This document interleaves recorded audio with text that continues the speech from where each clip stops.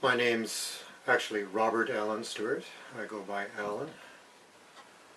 In Guelph, where I was born and raised, we had a youth group in our Brethren Church, Guelph Bible Chapel, and it was quite an active and quite a good formative youth group for me, actually, for being such a conservative style church denomination. And we knew some friends from high school who were Presbyterian. I didn't see myself as brethren when I was there, because that's what my parents believed. Now, it was good church, good people. I can't say it was horrible, but I didn't go for their disciplines, the things that the way they worshipped and whatnot. And InterVarsity took me and showed me lots of different ways of worshiping, and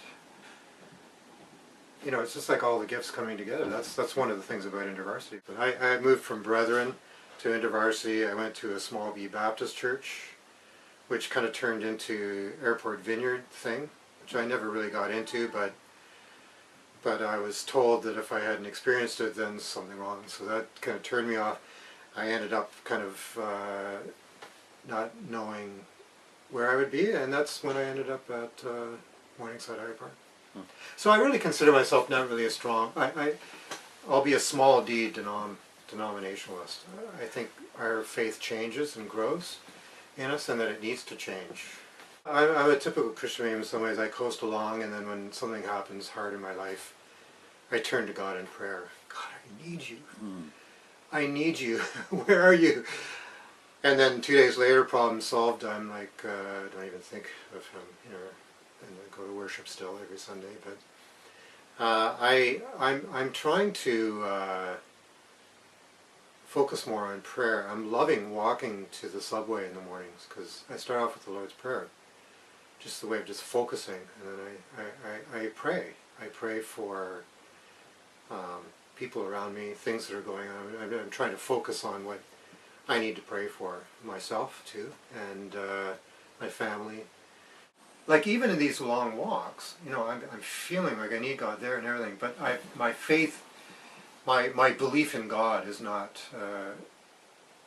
challenged. But at the same time, I'm very open to all the big questions about God, whether He exists or not. I'm open. I think we have to discuss those.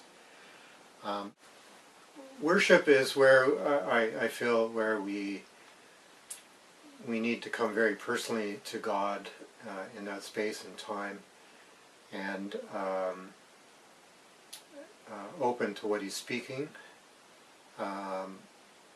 and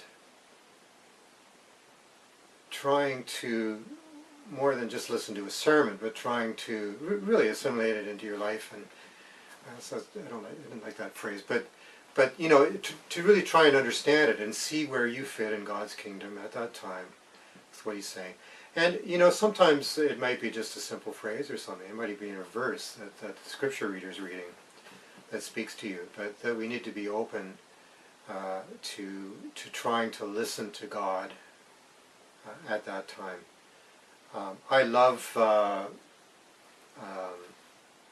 the sacraments of worship. I love baptisms. I love it when whoever brings the baby down the aisle shares it to the community. I take the commitments that we read very, very seriously as part of the community, that we care for each other and for these new baptized children, you know, into our community.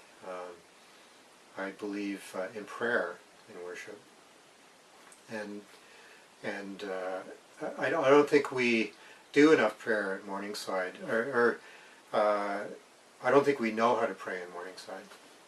I don't mean to sound like an expert in it either, but I don't think people really know how to pray, and I think prayer is a big part of worship.